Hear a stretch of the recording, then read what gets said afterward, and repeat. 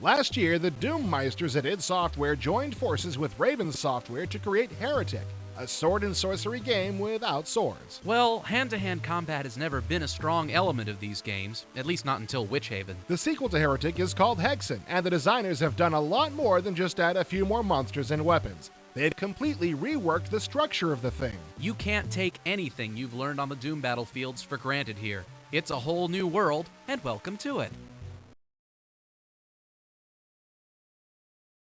Now, supposedly, you killed the bad guy when you finished off Heretic, right? Well, yes, but Desperal was in fact the weakest of 3 Serpent Riders, and the other 2 are still spreading their evil magic in other dimensions and on other worlds.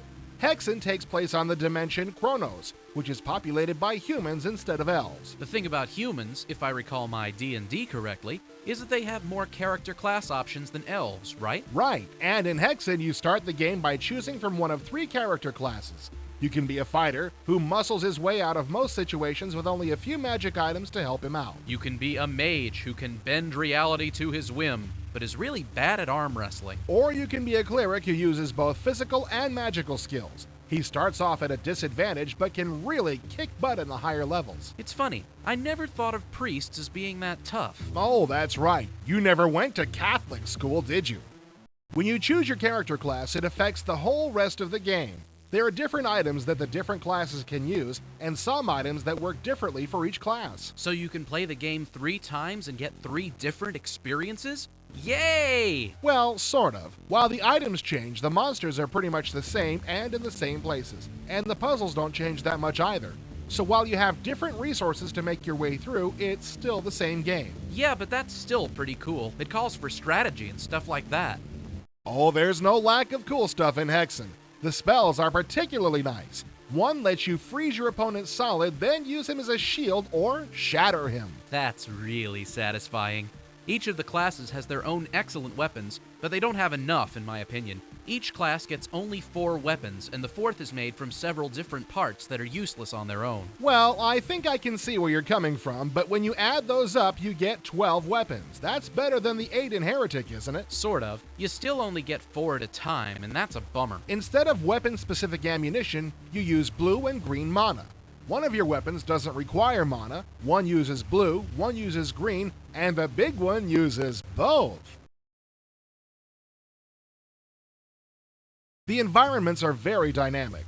Dead leaves blow past on the ground, the mist rolls into the picture, when you walk through the water, it splashes up. Well, it did that in Heretic, too. Yeah, but you couldn't smash stained glass windows in Heretic. Hey, that's great. There's secret rooms back there. There are also earthquakes that can crumble bridges out from underneath you. Well, I'll be okay as long as I don't fall into acid or lava. What makes you say that? Well, everybody knows you can fall as far as you want in Doom games without getting hurt. Guess again, buddy. Falling does relative damage in Hexen, and there are lots of places where you can easily fall to your death, no matter how high your health is.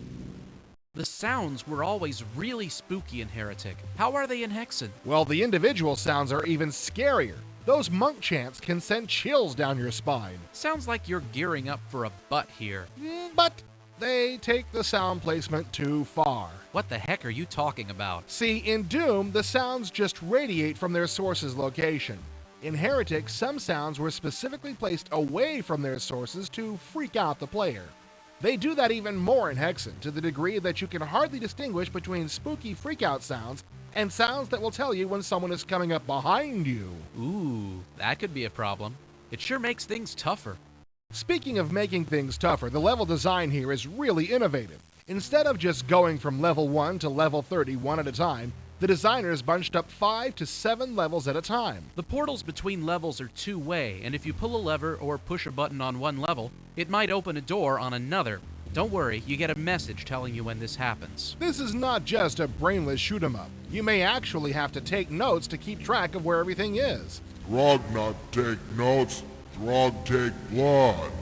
Throg kill puny critics. Okay, who let that in here? We tried to bar the door, but he kept saying something about Contract. Throg appear in every Doom-related article. Throg, it's really hard to read through the dried blood. You should take better care of your paper. I'll be darned, it really does say that.